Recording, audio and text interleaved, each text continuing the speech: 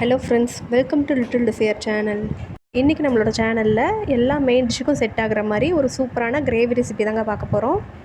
Piece masala gravy ரொம்பவே டேஸ்டியாக எப்படி செய்கிறதுன்னு பார்க்கலாம் வாங்க. கிரேவி செய்ய ஒரு மிக்ஸி ஜாரில் 2 இன்ச் அளவு இஞ்சியை கட் பண்ணி சேர்த்துருக்கேன். இது கூடவே 10 பல் பூண்டு சேர்த்துக்கிறேன். 4 பெரிய வெங்காயத்தை கட் பண்ணி சேர்த்துக்கிறேன்.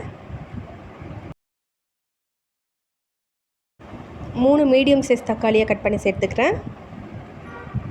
இதை நல்லா விழுதாக அரைச்சி ரெடி பண்ணிக்கலாம். இப்போ ஒரு ப்ரெஷர் பேன் வச்சுக்கிறேன்.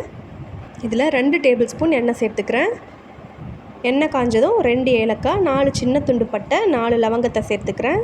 இது நல்லா பொரிஞ்சதும் ஒரு பெரிய வெங்காயத்தை பொடியாக கட் பண்ணி சேர்த்துக்கிறேன். வெங்காயம் லேசாக கலர் மாதிரி வெந்து வந்ததும் நம்ம அரைச்சி வச்சுருக்க விழுதை சேர்த்துக்கலாம்.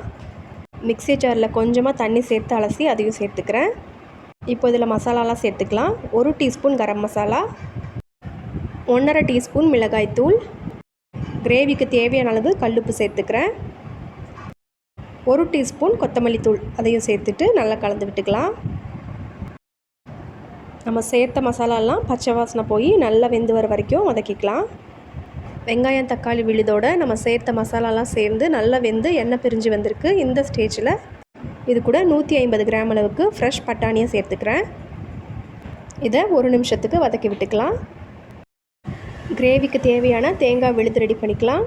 மிக்ஸி ஜாரில் 1/4 மூடி தேங்காய் சேர்த்துருக்கேன். 10 முந்திரி, 1 டேபிள் ஸ்பூன் கசகசாவை சுடுதண்ணியில் 1/2 மணி நேரம் ஊற வச்சுருக்கேன். இதையும் தேங்காவோடு சேர்த்து நல்லா விழுதாக அரைச்சி எடுத்துக்கலாம். நல்லா ஃபைன் பேஸ்ட்டாக அரைச்சதும் இதை நம்ம குக்கரில் சேர்த்துக்கலாம். தேங்காய் விழுதை சேர்த்துட்டு கிரேவிக்கு தேவையான அளவு தண்ணியை சேர்த்துக்கலாம். டேஸ்ட் செக் பண்ணிவிட்டு குக்கரை மூடி 1 விசில் மட்டும் விட்டு எடுத்துக்கலாம். நல்ல கமகமன்னு பீஸ் மசாலா கிரேவி தயாராகிருச்சு. கடைசியாக கிரேவிக்கு நல்ல ஒரு டேஸ்ட் கொடுக்க கசூரி மேத்தி 1 டீஸ்பூன் அளவுக்கு சேர்த்துக்கலாம். கையாலேயே அதை நல்லா க்ரஷ் பண்ணி விட்டு சேர்த்துக்கலாம். நல்ல வாசனையாக இருக்கும். அவ்வளோதான், நம்மளோட பீஸ் மசாலா கிரேவி ரொம்பவே அருமையாக தயாராகிடுச்சு. இட்லி, தோசை, சப்பாத்தி, பூரி, பரோட்டா எல்லாத்துக்குமே ஒரு சூப்பரான சைட் டிஷ் இது. நீங்களும் ட்ரை பண்ணி பாருங்கள். ரெசிபி பிடிச்சிருந்தா வீடியோக்கு ஒரு லைக் கொடுங்க. சேனலையும் சப்ஸ்கிரைப் பண்ணிக்கோங்க. தேங்க்ஸ் ஃபார் வாட்சிங்.